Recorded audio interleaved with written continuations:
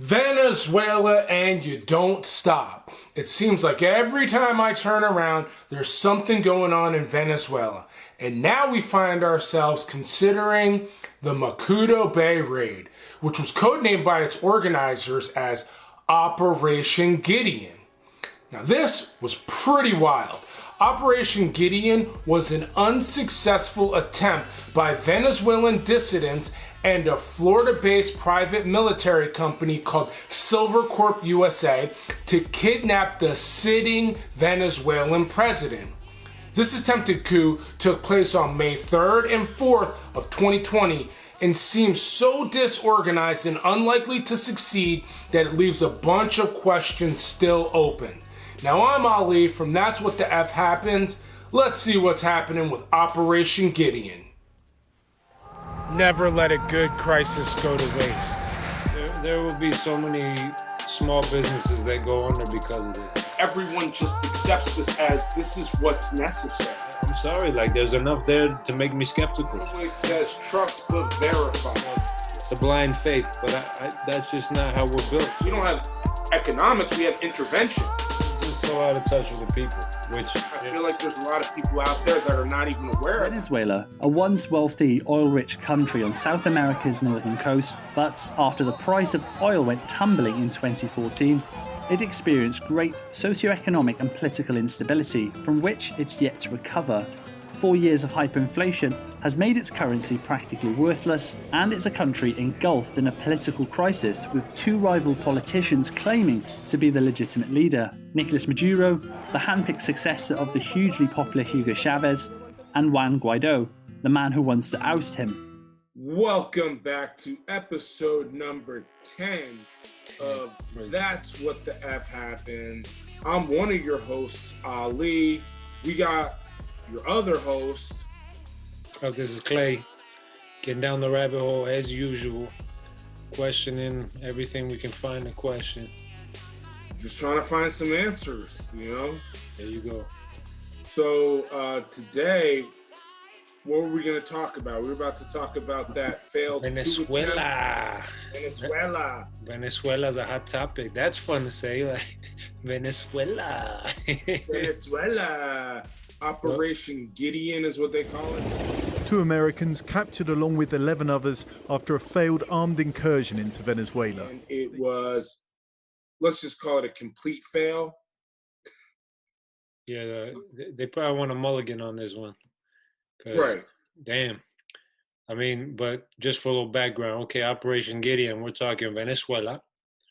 We're talking a supposed attempt to kidnap. And I say supposed because some of it seems so far-fetched. I'm like, I got to question that in the same way that I question everything else, just because it's very believable that the United States would attempt to take out the president of Venezuela, because that's what we're talking. The president of Venezuela is Nicolás Maduro. He is a socialist, so that puts him in the U.S.'s crosshairs immediately. He's been the subject of numerous attempts in the past, and not only has he been the target of numerous coup attempts, but his predecessor, Hugo Chavez, was also the victim of a coup, and there were other attempts while he was president. So anyway, the reason why I say supposed is because this nutty attempt by what they said, what was it, 60 Venezuelan soldiers? Yeah, it was like 60 Venezuelan soldiers led by like 2 expat, ex-military. Well, they were supposed to be Green Berets, Army Green Berets. Yeah, the reason why I don't think that I guess it's easy. Just, of course, the official story out of Washington is going to be that they had no knowledge of this and they had no involvement. The only thing that leads me to believe that that may be true is just how poorly this was planned out, executed. It was just, I mean, it was almost like, I mean, the guy who was doing it, what was his name? Like, Justin. You got Justin Goudreau. Venezolanos. This man said he'd organised it. Jordan Goudreau, a US Special Forces soldier turned security contractor. Properly broken this down. So anyway, Nicolás Maduro, president of Venezuela, he was democratically elected, but they questioned the results. So the opposition leader, who is well known, and when I say opposition leader, he's become the de facto president to the opposition, and his name is Juan Guaidó, and he is a member of the House. I believe he was Speaker of the Venezuelan Parliament. He's considered the opposition leader. He is I'm seeing here, a former member of the Social Democratic Popular Will Party, federal deputy of the National Assembly, representing the state of Vargas. So he was the anointed one of the opposition and was selected to be the leader and to essentially become president of the country to replace Nicolás Maduro. And this happened, I don't know, it's been like a year now, and if not more. And of course, Nicolás Maduro is like, yeah, that's not how it works. I'm president here. I'm elected. The United States' opinion on this is that they agree there were problems with the election, that they don't believe it was a fair and open election. Right. We got a lot of nerve talking about fair and open elections, by the way. Well, and that's another thing that I find fascinating about this is you'll have people that be like, look at this mass opposition to this president. It's clear that he wasn't, he's not the people's choice. And I'm like, then we should just, everyone that hates Trump, we should anoint a leader, and we can, we can replace Trump just by bitching and moaning a lot and deciding that he's not our president, which guess what? This is all same terminology we use here. We say, not my president and all that jazz.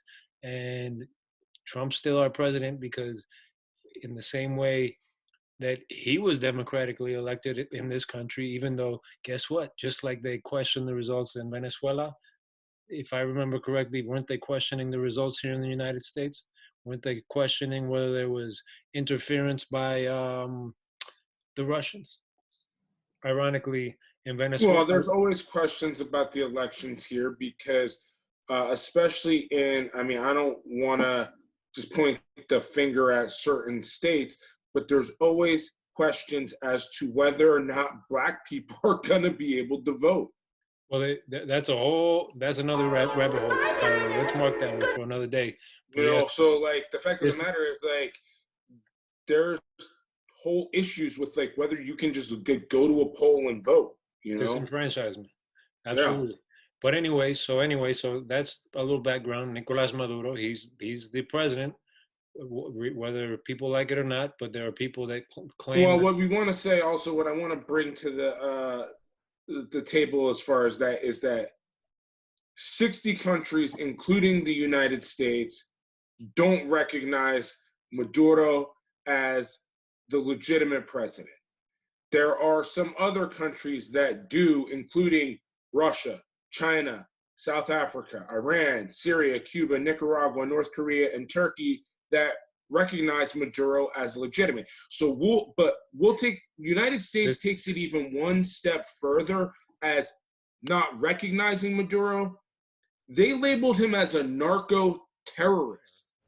The Department of Justice is announcing the unsealing of a superseding indictment filed in the Southern District of New York against 4 defendants, including Nicolás Maduro, as well as the current head of Venezuela's Constituent Assembly, the former director of military intelligence, and a former high-ranking general for their involvement in narco-terrorism. Okay, that's why I think this is even worthy of discussion, because every element of what's going on with Venezuela and with Nicolás Maduro is either reminiscent of instances and occurrences that already took place in Venezuela, but other instances and occurrences that took place in Latin America. So as far as the accusations of him being a narco-terrorist. We've seen this before. This is a playbook that we've seen. The United States in the 80s took their old buddy who they had trained, who they had propped up, Manuel Noriega, the president of Panama, and when, for one reason or the other, he got on the bad side of the United States, they said, yeah, you're not our friend anymore. We actually think you've been running drugs, which were probably, there's probably some paper out there, some paper trail to prove that if he was, they were well aware of it and enabled it and permitted it. And so, you know, that's a whole other conversation. But long story short is he was accused of being a narco-terrorist. And in order to do something about it, the United States invaded Panama. Panama is like the size of Rhode Island or some shit. It's like tiny. It's a tiny little place, and the population. Let me look this up really quickly. Population of Panama, but last I remember, it's something like 3 million people. Population of Panama is 4.1 million people. So that's like the equivalent of the United States going to war with like Brooklyn. Miami. Yeah, exactly. It's like you're attacking a city. I mean, a country of 300 million invading in 1989 a country to take out the leader. Now, let's not even talk about how many times we've seen that play out in the Middle East, Gaddafi, Saddam Hussein. Let's not talk about the echoes of, hey, you were once our friend, but then you're our enemy. We're talking, our frame right now is Manuel Noriega, but there's a very conspicuous terrorist that same playbook unfolded. Osama bin Laden, right?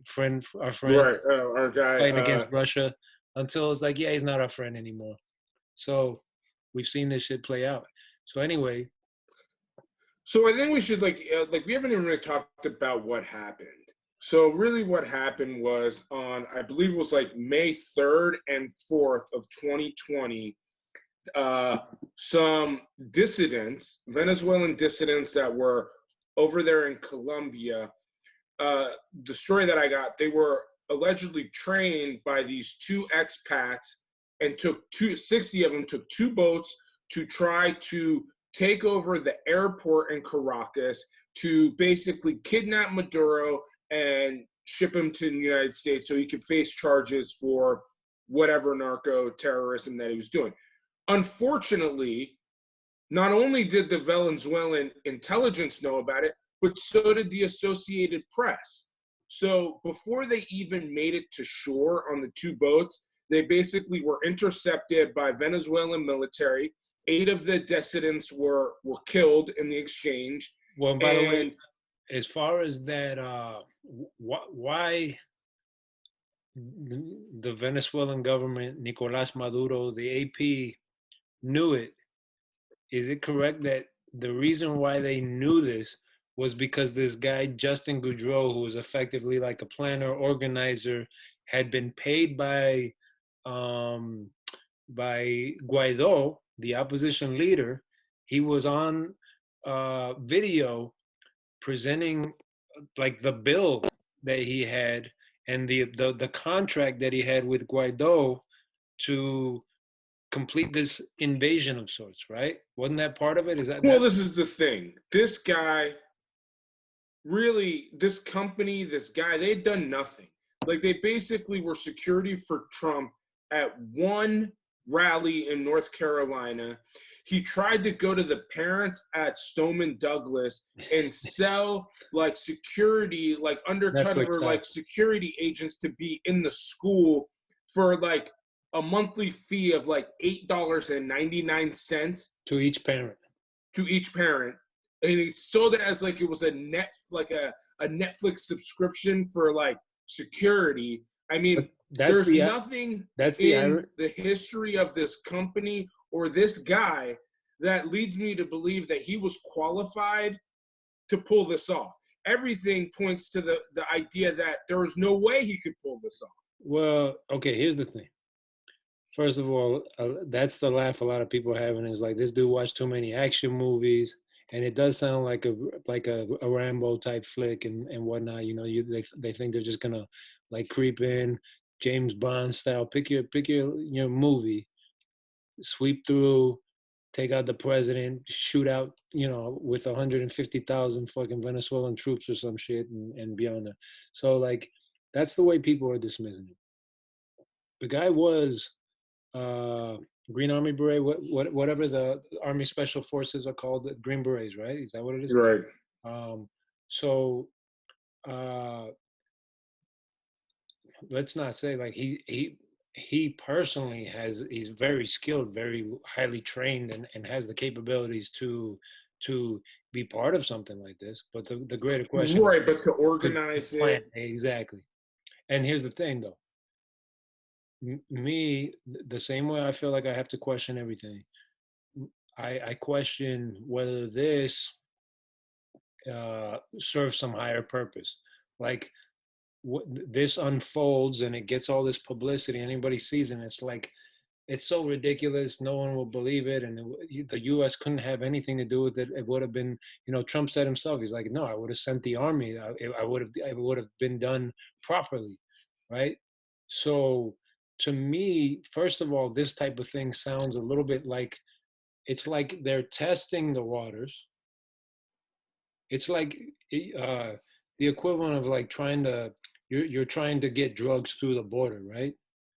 And you send like a suicide mission of sorts, where you send that one car through that you just know you're basically feeding it to them, and you give them, hey, give them, Right, you got the kilo sitting on the front seat. yeah, exactly, something along those lines, right?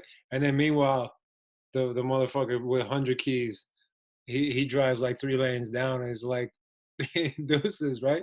So and maybe that's out of a movie too, but the point is that it reeks of something like that. Like it's this is by design as much as it seems like it was some complete debacle and fiasco that no proper government certainly could have Debacle by devised. design. Debacle by design. Let's patent that. Yo, put that shit in the intro, because that's down the rabbit hole. Debacle by design. Debacle by design. Yo, we were doing some like some trivium, you know, debacle by design. I'm getting on that, but that's another rabbit hole I shouldn't get on.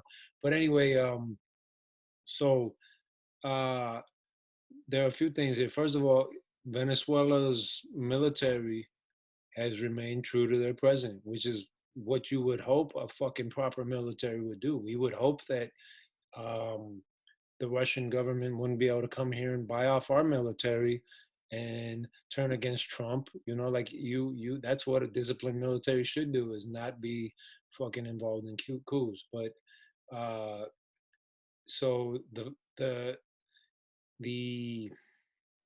belief that they would just go in guns a-blazing and pull this off, kidnap the president, which was supposedly the idea, kidnap the president, Nicolas Maduro, and transport him to the United States so he could be presented on these charges of narco-terrorism or narco-trafficking, or maybe both. It might be narco-terrorism, and because that's a thing now, right? The narco-terrorism. Oh, yes, I'm sorry, I keep saying that. I think it is narco trafficking because they say he's involved with FARC. Well, that's another rub, and that's not something I spend a lot of time like reading on and sharing articles. But historically, it's a convenient out for the United States. You know, Colombia has been a long time ally of the United States. Their government generally skews rightward, and in that regard, they align with the U.S. in terms of interests, and they hate the FARC in their own country. The FARC is considered a narco-terrorist organization that initially started with the intent to they were politically motivated. So but from every historical perspective that I've heard, they started with the ideal to be political and change the politics of Colombia, kind of in a socialist bent. But what happened is that if you believe the people telling this side of history, they became corrupted by drugs, which became their main source of income to continue their fight. And of course, the accusation is that in order to continue their fight against the Colombian government, they often would get support from Venezuela. They were, supplying guns and ammunition to FARC to fight the Colombian government, blah, blah, blah. These things have gone on.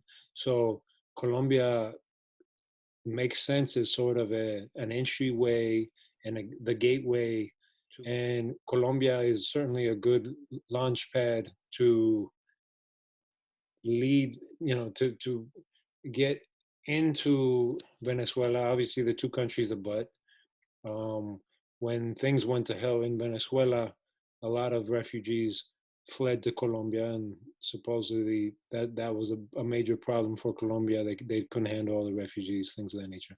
And so, by the way, that's something that we should talk on briefly. Why is Venezuela?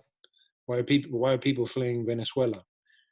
Depending on well, we saw we like in our not our last episode, but the episode before that.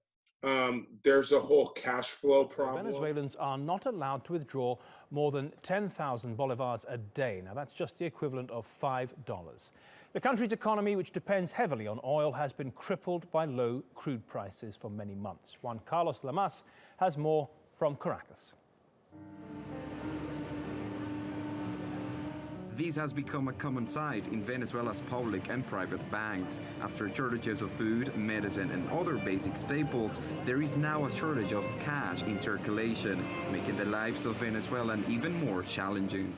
Weren't they also told that they had to trade in their cash, and there's this whole issue they can only take out the equivalent of $5 a day. There's lines at the ATMs. Well, and that's if we get down the rabbit hole, okay, so what's the cause of that? So, of course, as with anything else, there will be two perspectives. If you follow the U.S. narrative, so to speak, it's that the country, when it elected to move towards socialism and nationalize certain interests like their petroleum industry, what it did is it drove investors, it drove private businesses and enterprises out of the country, and in that way collapsed the economy.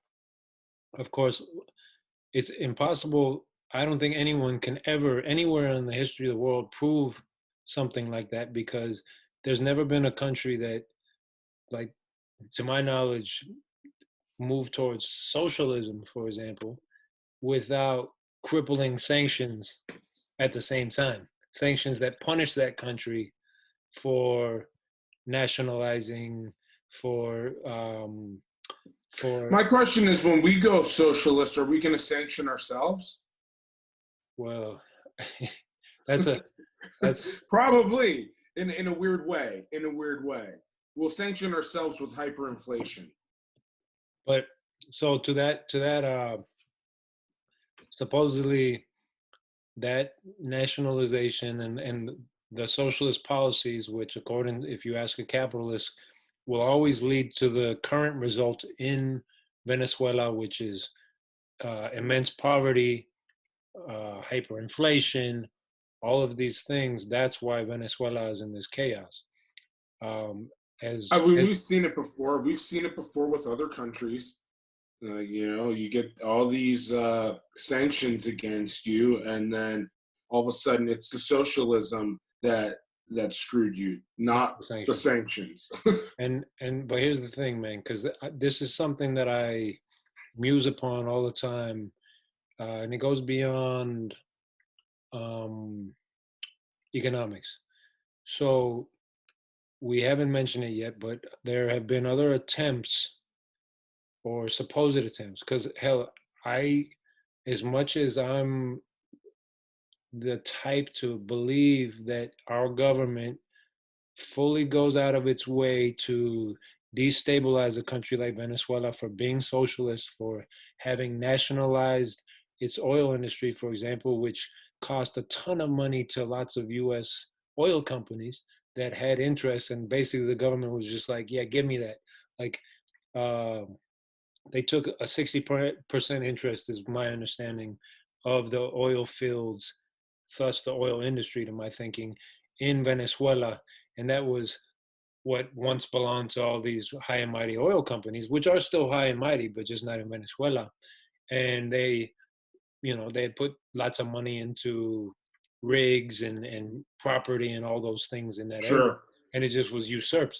So what I'm saying is that Venezuela and their president, in the same way that you can play the psych games and say, hey, I'm not, that didn't happen, and you have the plausible deniability and blah blah blah. There's also the possibility that Nicolas Maduro could be staging all this for his own benefit, to reinforce that he's under constant threat from the United States, that the enemy is the United States. Because we do that too, right? Like this, we have to play a false flag. Yeah, and also play up our enemies and the threats that exist, because that allows you to clamp down on the people, on personal freedoms, on the people, social control. Exactly. So I don't know whether he's any more innocent, and maybe this is all part of some sick game between both countries. Who knows? But I mean, this could just be kabuki theater, Spider-Man meme pointing at each other. I mean, like, I can't help but always think that it's just Spider-Man pointing at each other. They're like, oh, Russiagate, Obamagate. I'm just like, oh. Yeah, a couple of years ago, in which, well, the first one was a disgruntled ex-military, I believe, tossed a grenade from a helicopter, if I remember correctly. And then in another instance, let's see, I should have this written down. There was another instance in which a drone attack. There's actually great video of that. So when you're doing the edit, so supposedly a drone was coming in to attack him, but it failed so miserably. It was almost like Operation Gideon, but like. I mean, that's gonna be like a new. It's like gonna be a new term of art. When you like fail so miserably, you'll be like, oh, that was just an Operation Gideon. Well, but ironically, all right. So we haven't spoken on this, but before Operation Gideon, what was sort of like the U.S. standard for miserable military? Bay of Pigs, right? The Bay of Pigs, right? And so this is basically the new Bay of Pigs, and it's the same fucking playbook, man. Which is, you got a bunch of disgruntled expats of sorts, expats from dissidents, or is the word they dissidents, exactly. And in that case, the records have shown that the CIA was fully involved. They were training these dudes.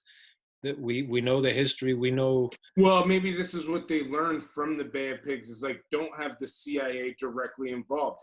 Have like a private company involved. And like, from everything that I read, it was made.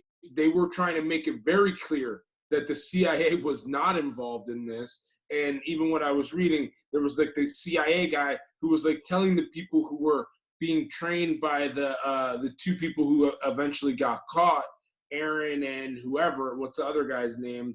And he's like, nah, these guys are not who you thought they were. Well, check this out. That is, there have been, I wish I had looked this up for this particular conversation, but it's well documented that the U.S. military has and I shouldn't just say the U.S. military, the U.S. government, the U.S. Department of Defense. There's a documented history of using contract workers and companies for defense, specifically for this reason. Because if you have a headline or a bit of news that features the U.S. military, the Navy, the Army, the Marines involved in these sort of conflicts, it plays poorly to the U.S. public. But if it's just some contractors and some contracting company, we look at it completely differently. Like in Afghanistan and Iraq, one of the things that they were doing, and you can look this up, I'll have to send you sources on this, but the U.S. in Iraq and Afghanistan was relying heavily on contractors to conduct military operations. President Trump on Thursday announced that the U.S. would not withdraw from Iraq. The U.S. has had boots on the ground in the country since 2003. This makes it one of America's longest-running occupations. Timothy Ulrich takes a look at the reasons behind continuing American presence there. America and our friends have shown the world that we are serious about removing the threats of weapons of mass destruction. The search for WMDs that now debunked pretense for the 2003 invasion of Iraq ended in 2011, coming up empty-handed. But then came the rise of ISIS, and U.S. forces had a new reason to remain on the ground. For more than 15 years, troops have been stationed in the country, purportedly to battle an ever-evolving threat. But many believe there's another reason behind the occupation: war profiteering. The 2014 Congressional Budget Services Report says the cost of Operation Iraqi Freedom from 2003 to 2011 totals just over $1 trillion. And government contractors in this time have been awarded a total of $85 billion. The biggest winners include American engineering and construction company KBR, which secured a whopping $39.5 billion contract. DynCorp, a private military contractor that was awarded a $1.4 billion contract, and Washington Group International, another U.S. construction company that was given a $931 million contract. In 1935, Smedley Butler, a former U.S. Marine Corps Major General who fought in turn-of-the-century wars including World War I, warned about war profiteering in his short story, War is a Racket. And when looking at how profitable the Iraq War has been for companies like these, the racket becomes an increasingly viable argument. Timothy Ulrich, CGTN. Hey, What was it, Blackwater? What was the big one over there? Blackwater was the big bad wolf in Iraq because they had that massacre where they shot like up a whole square, right? And they ended up going on trial, and it became a sovereign issue. Like Iraq was like, hey, we want a trial of these people. The U.S. was like, yeah, we don't extradite. People only extradite to us when we want to try people. Y'all don't get that right to extradite our people, which is a whole other story. But so there was a trial.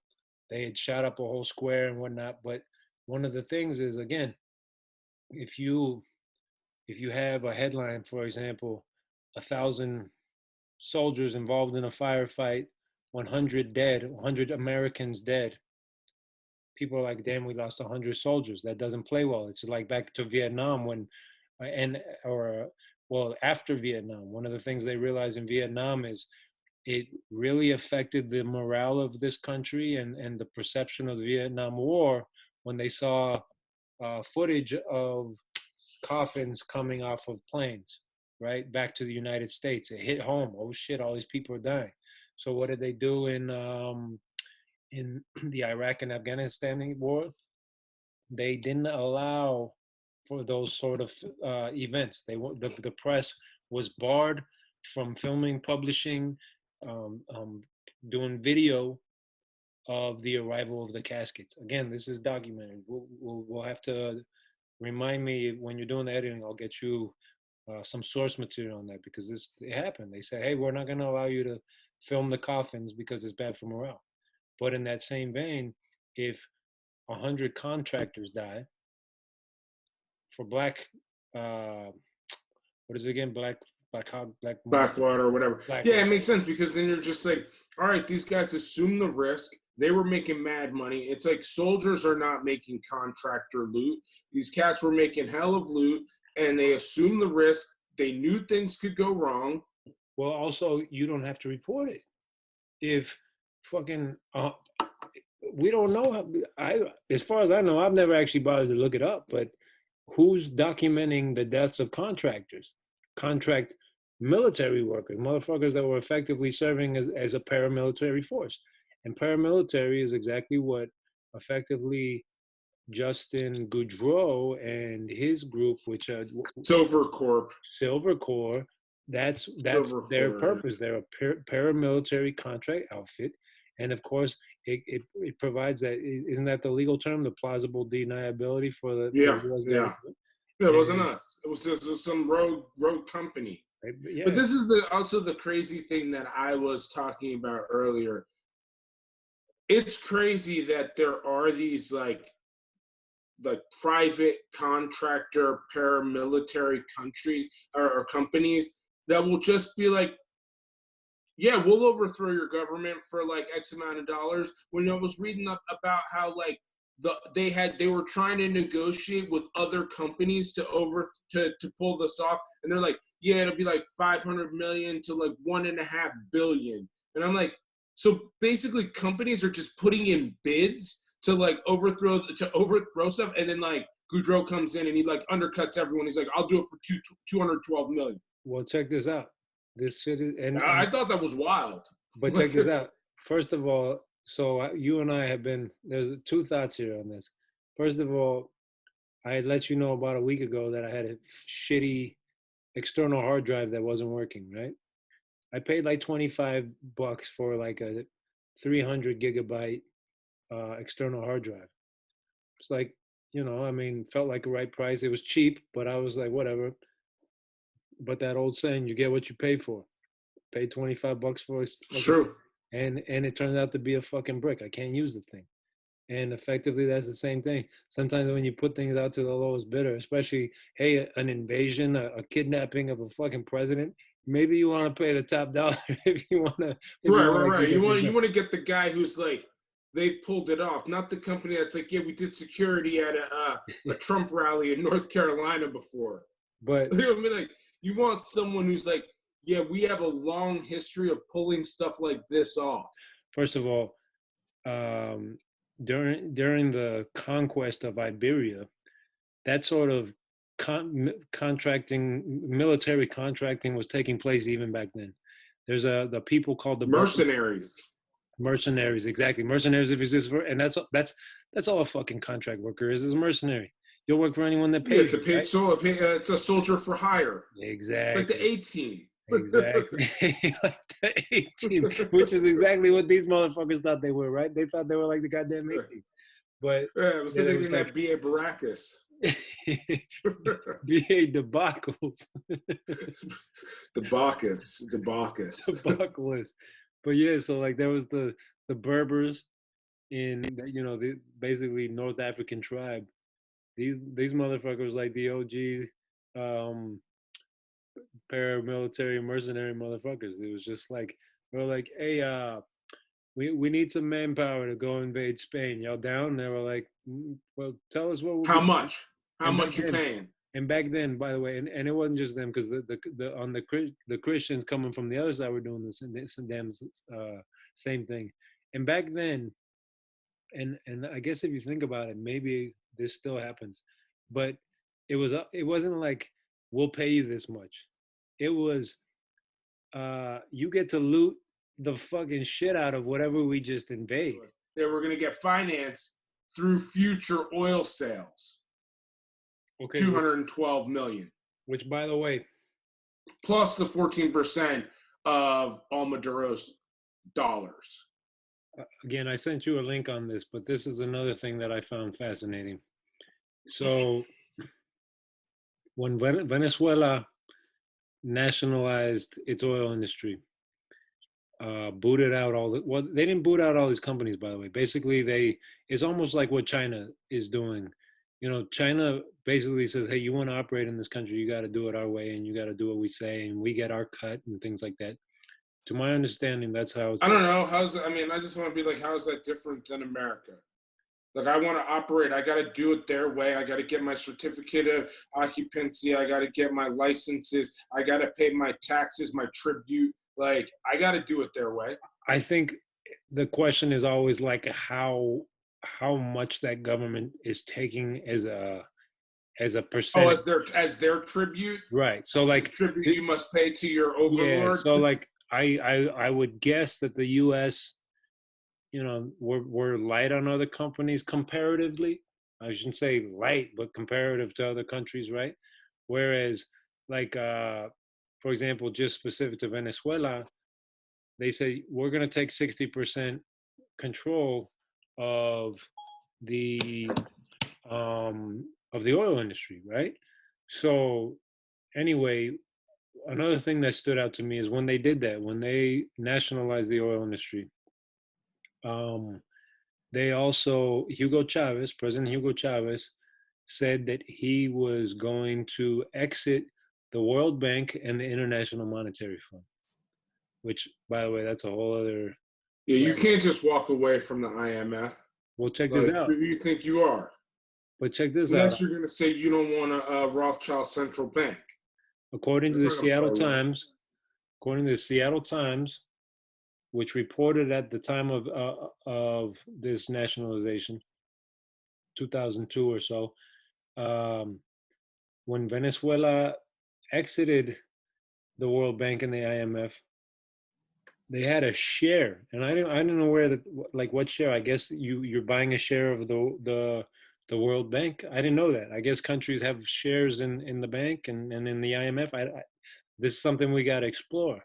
But that was $3.9 billion that they just like walked away with from the World Bank and the IMF. And now that I think about it, that's kind of a paltry sum in the grand scheme of things. It sounds so small because, like, really to pull this thing off, they wanted $1.5 billion to pull off this. Well, mind you, again, this was also 2002. 20 years ago, yeah. But 3.9 billion is 3.9 billion, and to like just for that bank and the International Monetary Fund to lose that would have been a pain in the ass. And by the way, the World Bank and the International Monetary Fund, it's been discredited by plenty of the what would you call the mainstream political types.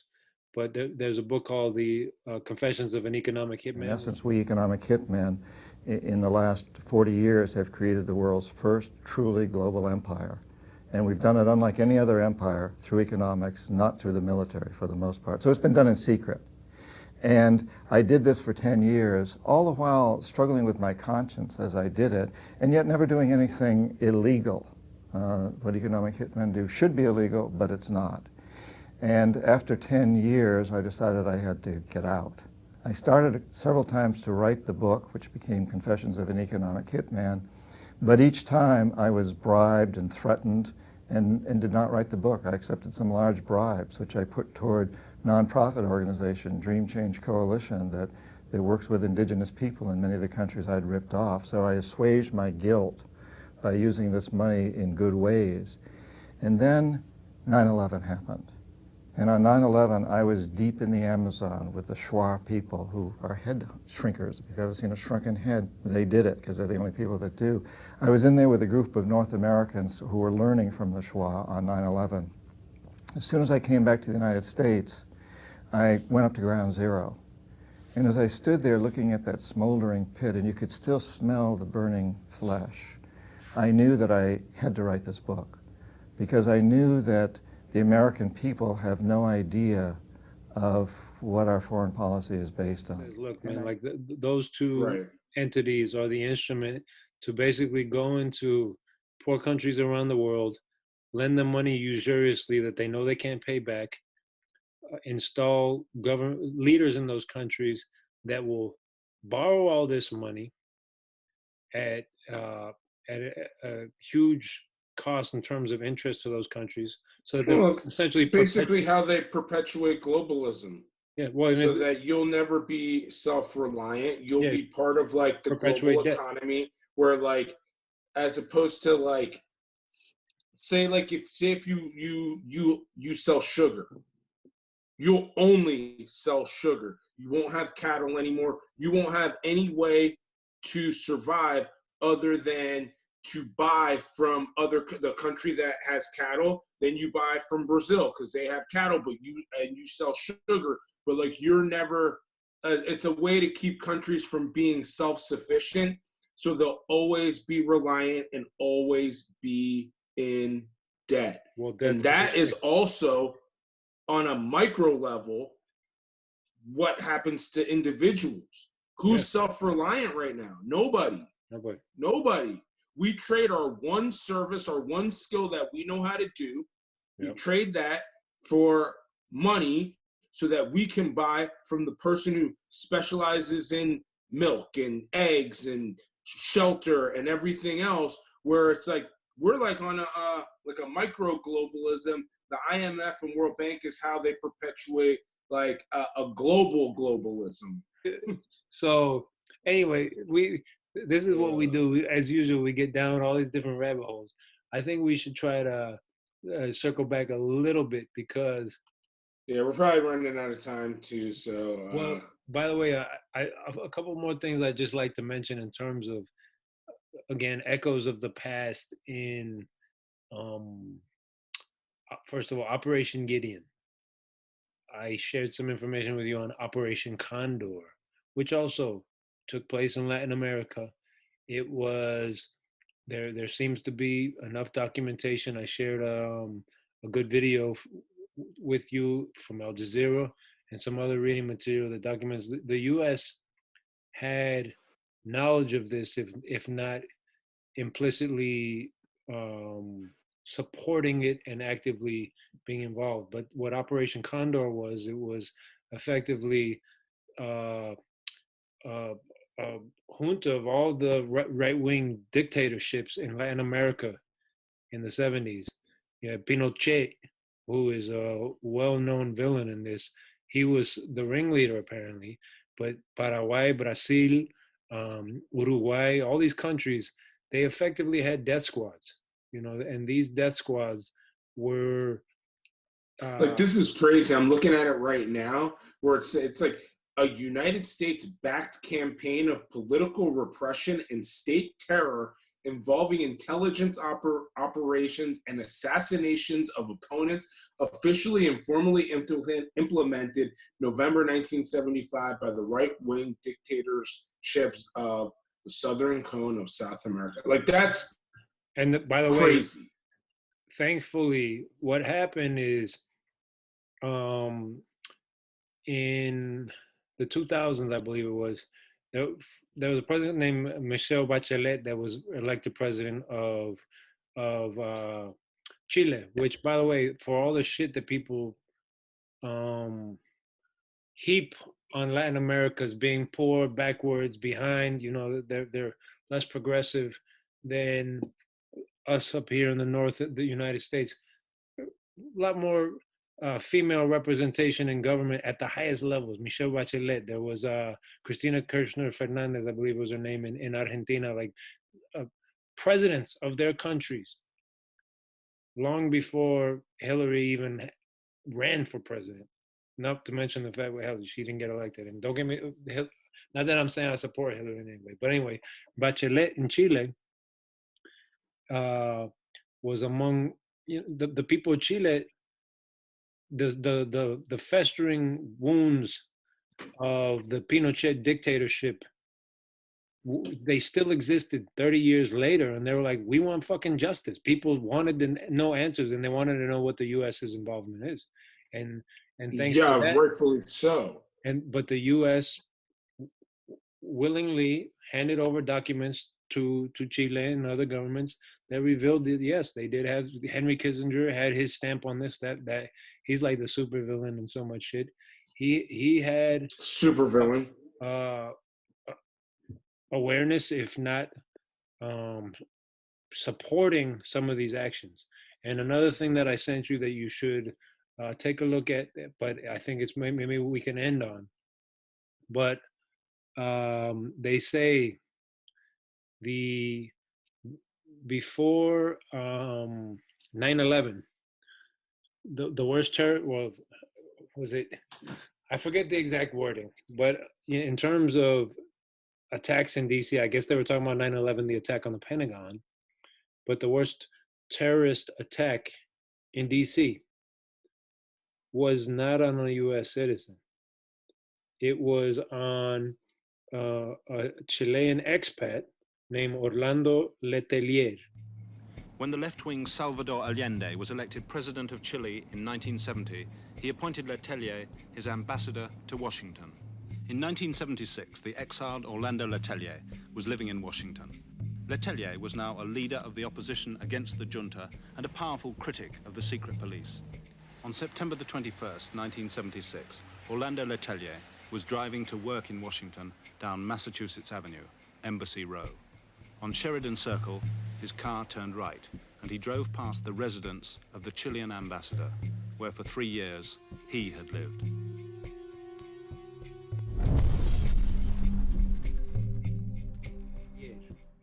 And he was assassinated, along with 2 American citizens, and they were assassinated by proxies of Pinochet, because again, going back to Operation Condor, these motherfuckers, again, with implicit, if not explicit, support of the United States government, were hunting down their political opponents, people that were speaking ill of the dictatorships in Latin America. They were hunting them down all over the country. They were fucking killing people in Italy. And the Pinochet regime, and the regimes of Brazil and Uruguay, all these places, they were hunting down critics, people that were critical of their death squads, of the killings, of their dictatorships, and killing them.